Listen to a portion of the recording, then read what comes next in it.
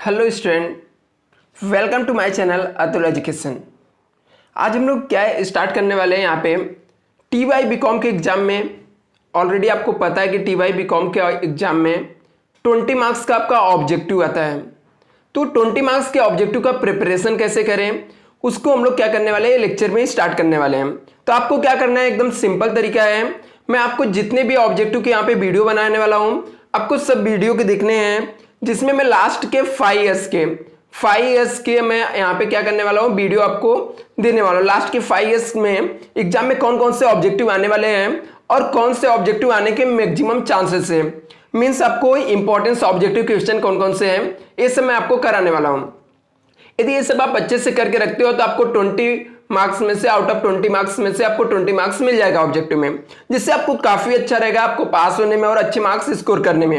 यदि आपका प्रैक्टिकल सम राइट होता है तो इसके साथ में आपका ऑब्जेक्टिव भी राइट होना चाहिए। तो इससे पहले यदि आपने मेरे चैनल को सब्सक्राइब नहीं किया है तो अतुल एजुकेशन को आप सब्सक्राइब कर लीजिए, जिससे आपको जो भी मैं इसके बाद वीडियो अपलोड करने वाला हूं उस वीडियो का आपको अपडेट मिलते रहेगा। यदि आपको ये वीडियो पसंद है तो वीडियो को लाइक जरूर करना और अपने हर एक फ्रेंड के साथ इसको शेयर जरूर करो, जिससे हर एक को इसका हेल्प मिल जाए। बिकॉज आप लोग कहीं पे भी खोजोगे तो लास्ट के 5 ईयर्स के आपको क्वेश्चन खोजने पड़ेंगे, फिर उसका आंसर क्या रहेगा, ये मिलेगा कि नहीं मिलेगा। मैं यहाँ पे क्वेश्चन विद आंसर के साथ आपको देने वाला हूँ। यदि आपको ये PDF चाहिए, ठीक है, PDF फॉर्म चाहिए तो आप मुझे कमेंट करिए, ठीक है, आप मुझे कमेंट कर दीजिए, या और हम लोग या तो मेरा Telegram channel Atul education search मार के ज्वाइन कर लीजिए, वहां पे मैं आपको क्या कर दूंगा, दे दूंगा ये भी आपको। तो चलो हम लोग स्टार्ट करते हैं। सबसे फर्स्ट ईयर में हम लोग क्या करेंगे, अक्टूबर 2014 का हम लोग करने वाले यहाँ पे एक कौन सा फाइनेंशियल अकाउंट्स का TY BCom सेम 5th का हम लोग करने वाले हैं, ऑब्जेक्टिव स्टार्ट कर रहे हैं, राइट। तो चलो हम लोग एक एक करके इस ऑब्जेक्टिव को करते हैं। तो आप लोग क्या करो, चैनल को सब्सक्राइब कर लो सबसे पहले। चलो स्टार्ट करते हैं। सबसे पहले देखो हम लोग को अक्टूबर 2014 का हम लोग ऑब्जेक्टिव करने वाले हैं। सबसे पहला क्वेश्चन फिलिंग द ब्लैंक्स आया था। यहाँ पे फिलिंग द ब्लैंक्स फर्स्ट वाले में देखो क्या लिखा है यहाँ पे, interest accrued and due on debenture. बोलता है इंटरेस्ट अक्रूड मीन्स आउटस्टैंडिंग है एंड ड्यू है on debenture, will appear under the head of in dash in the balance sheet रहेगा बच्चा यहाँ पे, ठीक है, balance sheet of the company. क्या दिया, interest accrued and due, interest accrued है, बाकी है ड्यू है डिबेंचर पे। तो कौन से हेड में आएगा बैलेंस शीट में कंपनी के, लॉन्ग टर्म बोरोइंग के अंदर या अदर करंट लायबिलिटीज के अंदर। तो मैं यहाँ पे देखो अदर करंट लायबिलिटीज के अंदर आएगा। इसका आंसर क्या रहेगा, क्योंकि आप लोगों ने फाइनल अकाउंट पढ़ा रहेगा। फाइनल जब कंपनी फाइनल अकाउंट्स हम लोगों ने किया तो उसके अंदर कैसा था हम लोग को, जहां पे आपको अदर करंट लायबिलिटी दिया हुआ था उसके अंदर हेड के अंदर अक्रूड इंटरेस्ट आता है। तो ऑलमोस्ट मैक्सिमम जो आपके रहेंगे सब डेफिनेशन आपके इसके ऊपर ही डिपेंड करेंगे। आगे लिखा है company scheme of the internal reconstruction, दूसरा objective, the scheme of internal reconstruction involve in, हम लोग रिकंस्ट्रक्शन जब करते हैं कंपनी का इंटरनल रिकंस्ट्रक्शन होता है, क्या दिया यहाँ पे, the scheme of the internal reconstruction involve that company, 1 company या 2 कंपनी। सिंपल सी बात है, हम लोग जब इंटरनल रिकंस्ट्रक्शन करते हैं, जब ये चैप्टर हम लोग कर रहे थे उसके अंदर कितने कंपनी के बारे में बात कर रहे थे, सिर्फ और सिर्फ कितनी कंपनी होती है, 1 कंपनी होती है। इंटरनल रिकंस्ट्रक्शन में कितनी कंपनी रहती है स्टूडेंट, सिर्फ 1 कंपनी रहती है। तो आई थिंक आपको दोनों ऑब्जेक्टिव समझा रहेगा। हम लोग इंटरनल रिकंस्ट्रक्शन में 1 कंपनी रहती है, एक्सटर्नल रिकंस्ट्रक्शन में मोर देन 2 कंपनी रहती है, ठीक है, या तो 2 कंपनी रहेगी या तो उससे ज्यादा कंपनी रहेगी।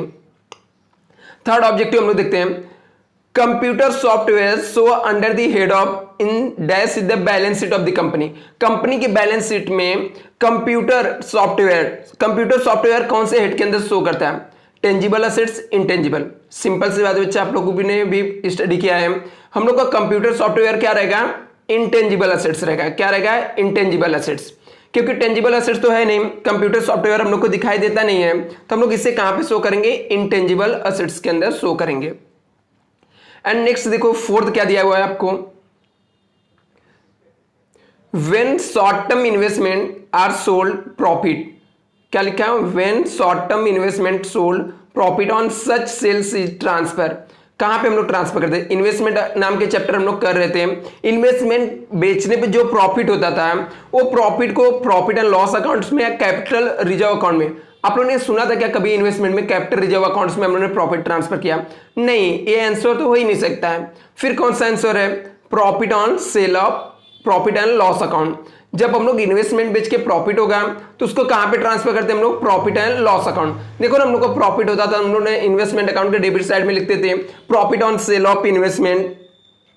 तो हम लोग को यही दिया था, when the short term investment sold the profit on such sales transfer to profit and loss accounts. कहां पे ट्रांसफर करते हैं student? Profit and loss accounts में। कैपिटल रिजर्व अकाउंट्स नहीं आता है।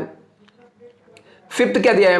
Internal reconstruction the balance of capital capital reduction accounts utilise for issue of bonus share. हम लोग कैपिटल इंटरनल रिकंस्ट्रक्शन क्यों करते हैं? कंपनी ऑलरेडी लॉस में चल रही है, वहां पे कंपनी के पास बहुत सारे फिक्टिशियस एसेट्स हैं, तो ऐसे में कंपनी जो कैपिटल रिडक्शन अकाउंट्स बनाते हैं उसमें जो बैलेंस बचता है वो बैलेंस को यूटिलाइज करते हैं किसके पर्पज के लिए? बोनस शेयर देने के लिए। क्या नहीं, राइट अप करने के लिए। राइट अप, जो भी आपका फिक्टिशियस एसेट्स रहता है वो फिक्टिशियस एसेट्स को हम लोग राइट अप करने में क्या करते हैं? यूज करते हैं। याद रहेगा स्टूडेंट, हम लोग इंटरनल रिकंस्ट्रक्शन में जो कैपिटल रिडक्शन अकाउंट में जो बैलेंस आता है उसका यूटिलाइज करते हैं किस लिए? Right up fictitious assets. जो भी फिक्टिशियस एसेट्स रहते हैं उसको हम लोग को राइट अप करना रहता है। आप लोगों ने प्रैक्टिकल सम किया रहेगा तो आपको बहुत सिंपल लगेगा ये सब चीजें। आप पढ़ोगे एक बार तो आपको बहुत एकदम सब प्रैक्टिकल से रिलेटेड रहता है। यहाँ पे ऑब्जेक्टिव जो भी आते हैं आपको नेक्स्ट दिया है, profit on sale of short term investment calculated using the formula selling price less. हम लोग कॉस्ट में से क्या लेस करते हैं? याद है ना आप लोग को, जब मैंने सम चैप्टर सॉल्व कराया था तो हम लोग लेस करते थे कॉस्ट, वहां पे सेल्स लेस हम लोग कॉस्ट करते थे। कॉस्ट में हम लोग कौन सा फॉर्मूला यूज करते थे? हम लोग कौन सा फॉर्मूला यूज करते थे? Weightage average cost account method. Amount debit minus credit divide by face value debit minus credit into face value of sold. ऐसा करके हम लोग ने एक फॉर्मूला यूज किया था। वो फॉर्मूले को हम लोग कौन सा फॉर्मूला बोलते हैं? वेटेज एवरेज कॉस्ट मेथड बोलते हैं, या वेटेज एवरेज कॉस्ट मेथड के फॉर्मूले हम लोग यूज करते हैं। शॉर्ट टर्म इन्वेस्टमेंट को सोल्ड करते थे, प्रॉफिट को कैलकुलेट करने के लिए कौन सा फॉर्मूला यूज करते हैं हम लोग? सेल करते समय वेटेज एवरेज कॉस्ट का फॉर्मूला यूज करते हैं। Dash is the example of free reserve. इसमें फ्री रिजर्व का एग्जांपल कौन सा? बाय बैक नाम के चैप्टर से आ गया। कैपिटल रिडम्पशन रिजर्व या जनरल रिजर्व। तो मैंने आपको फ्री रिजर्व जब बताया था तो उसके अंदर मैंने आपको बताया था general reserve, profit and loss, security premium, ये सब किसके आइटम है? आपके फ्री रिजर्व के आइटम है। तो इसमें से कौन सा आंसर रहेगा आपका? General reserve. And the amount equal to the face value of equity share bought back, means buy back कर रहे हैं हम लोग। जितने का फेस वैल्यू के शेयर को बाय बैक करते हैं out of the free reserve should be transfer dash account. याद आप लोग को, हम लोग जो भी फंड यूटिलाइज करते थे जनरल रिजर्व में से, प्रॉफिट एंड लॉस अकाउंट में से, जब हम लोग बाय बैक करते थे, बॉट बैक मींस क्या? बाय बैक जब हम लोग शेयर करते हैं तो फ्री रिजर्व में से जनरल रिजर्व या प्रॉफिट एंड लॉस जो भी चीजें हम लोग यूज करते हैं फ्री रिजर्व का, शुड बी ट्रांसफर कहां पे ट्रांसफर करते हैं? जनरल रिजर्व अकाउंट या कैपिटल रिजर्व में। यहां पे देखो मिस्टेक स्टूडेंट, ये कहां पे आएगा? CRR अकाउंट में ट्रांसफर करते हैं। यहां पे देखो जो रेट किया हुआ है ये नहीं है आपका आंसर, ठीक है। हम लोग जो भी अमाउंट यूज करते हैं उसको कहां पे ट्रांसफर करते हैं? कैपिटल रिडम्पशन रिजर्व अकाउंट में। यहां पे ठीक है, टिक मार्क करके रखो, कहां पे जाएगा? कैपिटल रिडम्पशन रिजर्व अकाउंट में हम लोग ट्रांसफर करते हैं। After buyback of the share डेब्ट equity ratio should not be excess. मैंने आपको बताया था 2:1 रहेगा, ठीक है। बायबैक करने के बाद आपका डेब्ट इक्विटी रेशियो कितना होना चाहिए? 2:1 होना चाहिए। तो आपको 9A objective filling the blanks है, आप लोग इसको रिवाइज करके ठीक है पढ़ लो। यदि आपको ये पीडीएफ चाहिए तो मुझे मैसेज जरूर करो और कमेंट करो, ठीक है। तो आपको आराम से इजीली आपके ऑब्जेक्टिव सब क्लियर हो जाएंगे। ऐसे एक एक करके मैंने 5 साल के ऑब्जेक्टिव यहाँ पे आपको सॉल्व कराने वाला हूं। आपको देखो यहाँ पे नेक्स्ट क्वेश्चन आपको दिया है ट्रू फॉल्स से, ठीक है। ट्रू फॉल्स में क्या लिखा है? The internal reconstruction consolidation of the share should be profit of the company. नहीं स्टूडेंट, कंसोलिडेशन मींस क्या होता है? हम लोग का सिर्फ इकट्ठा करें, मींस 1-1 रुपए वाला मैं आपसे 10 रुपए लेता हूं, 1-1 रुपए $1 का, और इसके बदले में आपका 10 रुपए वाला एक नोट दे दे रहा हूं, ठीक है। इसको हम लोग कंसोलिडेशन बोलते हैं। मीन्स आपको क्या कर रहा हूं मैं? छोटे छोटे पार्ट्स ले रहा हूं, इसके बदले में एक पार्ट्स मैं दे दे रहा हूं सेम अमाउंट का। इसमें मुझे कुछ प्रॉफिट हो रहा है क्या? बिल्कुल नहीं हो रहा है। तो ये स्टेटमेंट क्या है? फॉल्स है। यदि मैं सेम अमाउंट, ठीक है, सेम अमाउंट ले रहा हूं, इसमें आपको सेम अमाउंट में दे रहा हूं, तो कैसे प्रॉफिट होगा? तो यहां पे क्या लिखा है? Internal reconstruction consolidation of the share result in the profit of the company. नहीं, फॉल्स है, प्रॉफिट नहीं होता कंपनी को। आगे आपको देखो क्या लिखा है? Debenture is the fix income bearing securities है। जब मैं इन्वेस्टमेंट अकाउंट्स पढ़ा रहा था स्टूडेंट तभी मैं आपको बताया था कि डिबेंचर क्या फिक्स इनकम बेयरिंग सिक्योरिटीज है। इनकम के तौर पे क्या मिलता है, इसको इंटरेस्ट मिलता है, वो भी कैसे मिलता है, फिक्स रेट में। तो डिबेंचर क्या है, फिक्स इनकम बेयरिंग सिक्योरिटी है, ट्रू है। दिस स्टेटमेंट क्या है, ट्रू है। क्यों, क्योंकि इसको इंटरेस्ट मिलता है फिक्स रेट में। Third, interest on debenture are calculated on the face value of the debenture. Investment नाम के चैप्टर मैंने आपको बताया था, एक्सप्लेन किया था कि हम लोग को इंटरेस्ट किसके ऊपर कैलकुलेट करना पड़ता है।